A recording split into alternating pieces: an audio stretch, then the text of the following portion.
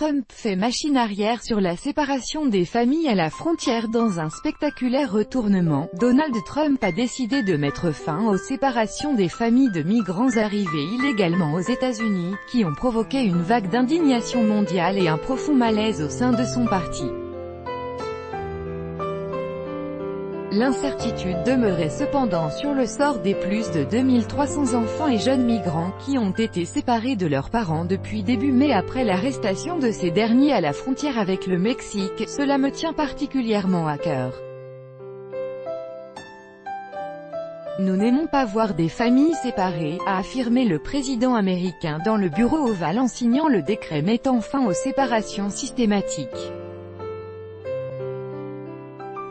Le texte stipule que des poursuites pénales continueront à être engagées contre ceux qui traversent la frontière illégalement, mais que parents et enfants seront détenus ensemble dans l'attente de l'examen de leur dossier. Nous allons garder les familles ensemble mais la fermeté aux frontières restera la même, a lancé M. Trump dans la soirée lors d'un meeting de campagne à Duluth, dans le Minnesota. Cette volte-face a créé la surprise à Washington et à travers le pays. Depuis plusieurs jours, la Maison-Blanche répétait qu'elle ne faisait qu'appliquer la loi et que seule une modification de cette dernière par le Congrès permettrait de mettre fin aux séparations si critiquées.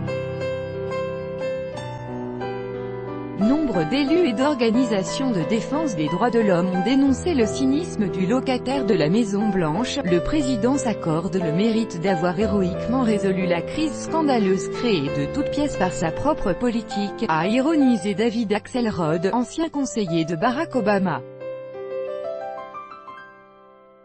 L'association de défense des droits civiques, la CLU, a jugé que le décret allait remplacer une crise par une autre. Les enfants n'ont pas leur place en prison, a-t-elle martelé. Griffin, pédiatre qui s'occupe depuis 10 ans des enfants retenus à la frontière entre le Texas et l'État mexicain de Chihuahua, a raconté à l'AFP le désespoir des enfants séparés. Les enfants tendaient les mains à travers la clôture métallique, pleurant et tentant d'atteindre leur mère, a-t-elle relaté. C'était horrible, des tout-petits et des bébés sont enfermés dans ces centres. Au Texas, ce sont 93 mineurs arrivés du Salvador qui ont été séparés de leur famille, a annoncé mercredi la vice-ministre salvadorienne des Affaires étrangères, Liduvina Magarin, précisant que 71 d'entre eux étaient âgés de quelques mois à 12 ans, les 22 autres de 13 à 17 ans. Un drame inhumain, a jugé la responsable lors d'une conférence de presse à San Salvador, après avoir visité un centre de détention le 12 juin à Aurora, dans le Colorado. Monsieur Trump, qui a une nouvelle fois appelé le Congrès à se saisir du dossier de l'immigration, a reconnu que sa femme Melania et sa fille Ivanka avaient pesé sur cette décision, soulignant que le sujet leur tenait particulièrement à cœur. Merci Président d'avoir pris cette décision cruciale pour mettre fin aux séparations des familles à la frontière, a tweeté Ivanka Trump, quelques minutes après la signature. En signant son décret, le milliardaire républicain ôte l'urgence avec laquelle les parlementaires sentaient encore ce matin qu'ils devaient agir, a reconnu le sénateur républicain Marco Rubio, tout en poussant pour qu'une loi soit tout de même approuvée afin de graver dans le marbre législatif la volonté de ne pas séparer les familles. Le parcours parlementaire s'annonce toutefois ardu malgré la majorité républicaine au Congrès.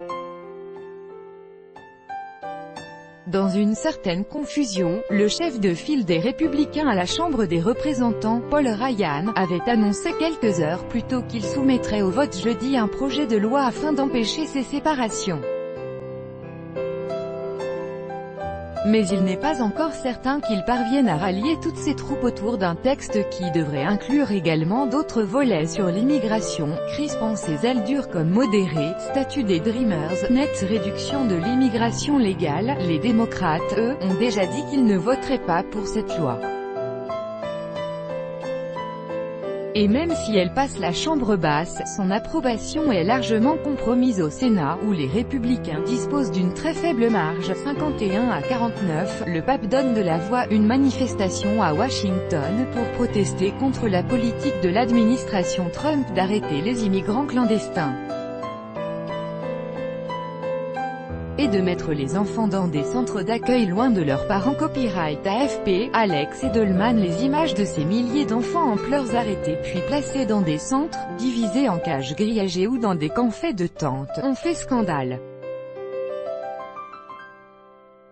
À New York, une télévision a diffusé des images de 5 fillettes accompagnées d'adultes parlant espagnol, marchant en pleine nuit vers un centre d'accueil du quartier de Harlem, suggérant que ces enfants ont été placés en secret. La première ministre britannique Theresa May a jugé « profondément choquantes » ces images d'enfants détenus dans ce qui semble être des cages. Ce qui se passe aux États-Unis est inacceptable, a affirmé le Premier ministre Justin Trudeau. La dignité de la personne ne dépend pas de son statut de citoyen, de migrant ou de réfugié, a assuré le pape François sur Twitter. Peu avant la signature du décret de Donald Trump, c'est son prédécesseur démocrate Barack Obama qui avait donné de la voix, trouver un moyen d'accueillir les réfugiés et les immigrants, d'avoir suffisamment de grandeur et de sagesse pour faire respecter nos lois tout en étant fidèles à nos valeurs, fait partie de ce qui nous rend américains, avait-il écrit.